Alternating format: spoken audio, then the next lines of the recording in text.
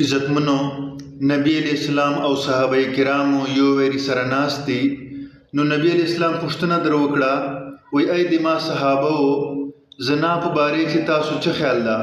نو صحابه ورته وفرمایل چې ای د الله رسوله زنا خو حرامه ده او الله او د الله رسول حرامه کړې ده او تر قیامت پورې به حرامه وي.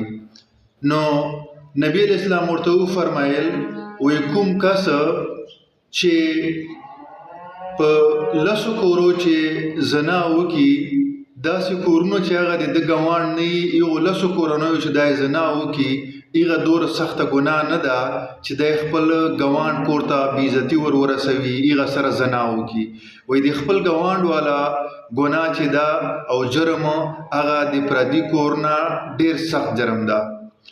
او بیا نبی علیہ السلام پوښتنه در وکړه، وایي ای د ما صحابه تاسو څه سوچتا د غلا په باره کې؟ نو صحابه ورته وفرمایل، وایي ای د الله رسوله غلا کول خو حرام دي او الله او د الله رسول حرامه کړې ده او تر قیامت پورې به حرامه وي. نو نبی علیہ السلام ورته وفرمایل، وایي کوم کس چې په نورو لسو کورو چې غلا وکي د هغه دوره جرم او سزا نسته د الله پاک په دربار چې چوره سزا او جرم د خپل ګوان کور نه اغلا کولو ده. ګوان کور نه د اغلا وکړله د هغه جرم او سزا لسو ویارو نه زیات ته چې پردي کور چې ته غلاګانې وکې، هغه که وړه غلا ده او که غټه غلا ده، که تا ماچس پټ کړه، که تا لوټه پټه کړه، که تا بالټۍ پټه کړه، که تا سره زر پټ کړه، که تا جناور له پټ کړه، که تا کراچرګه ده راغله هغه دې له پټه کړه. عزتمنو نن تاسو موږ په خپلو جانو باندې سوچ وکړو چې چوره مو دغه شي باندې سوچ کړی ده چې دا ګوان ته به خیر ورسوو، تکلیف په نه ورکوو، ګوان ته به خیر غواړو چې جان پاره خوښوم ګوان پاره به هغه خوښوم. نو په کار دا ده چې ګوان ته د سړی تکلیف نه ورکوي، ګوان ته د سړی خیر غواړي، ګوان جان خیال دی ساتي، عزت خیال دی ساتي، یا مال خیال دی ساتي، چې چوره اسانتیا ورته جوړولی سي اسانتیا دی ورته جوړوي، تکلیف ته نه ورکوي. نن عزتمنو هغه کومه طریقه دا تاسو موږ نه پاته ده چې موږ تاسو ګوان ته تکلیف نه ده ورکړی. په هرې طریقې باندې چې چوره تکلیف ورکولی سو تاسو موږ تکلیف ورکوو. کور مخته که ګند ګند ورته اچوو، که بیا یې دیوال سره یې اوبه تویو، دیوال سره یې غارونه کیندو، دیوالو چې سروي ورکوو، ورګورو، په شپې چې کومه دي پردې نارې نه کوو، داسې په کوټو باندې خیزو، له دیوالو نه سرونه ورچګو. په هر صورت باندې چې چوره طریقې تاسو موږ کولی سو ګوانډ تنګوو. او الله او د الله رسول څه فرمایي چې د دې ډېر سخت جرم ده.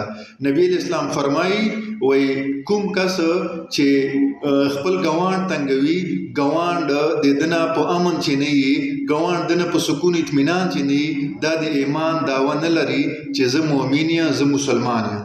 نو عزتمنو ګوانډ ته د سړی تکلیف نه ورکوي چې چوره اسانتیا ورته جوړولی سي، چوره سهولت ورته جوړولی سي، هغه سهولت د سړی ورته جوړوي. که بیا سهولت نه سي ورته جوړولی، کم از کم تکلیف چوخې مه مبتلا کوه چې له تا نه خدای تنګ نه وي، له تا نه خو سر نه ټکوي. نو ګوانډ ډېر حق ته نبی علیہ السلام فرمایي، وایي جبرائیل علیہ السلام ما ته د ګوانډ حق په باره چې دوره زیات تاکید وکړه، دوره زیاته وخت یې ته راروله چې ما ویله چې داسې نه چې په دا میراث چې ګوانډ حقدار یې جوړ شي تا سره. عزتمنو ګوانډ دوره زیات حق ده. نن تاسو موږ چې سلوک ورسره کوو، څه قسم رویه ورسره کوو، په هرې طریقې باندې چې چوره ګوانډ تنګولی سو تنګوو به یې. نو عزتمنو له دې نه به جان بچ کوو، د ګوانډ په تکلیفو باندې به صبر کوو، معمولی خبرو باندې ماشومان سره وشنتل، ښه جوړ وکړو، په دو خبرو باندې به چې کومه دي تاسو موږ جنګ جګړې دا کیسې نه کوو چې ګوانډ تاسو موږ نه تنګ نه سي، ګوانډ فریاد نه کوي، ګوانډ یو بل ته شکایت نه کوي. الله پاک په دو خبرو باندې ماته تاسو ته ټول عالم ته عمل کولو توفیق ور نصیب کړي.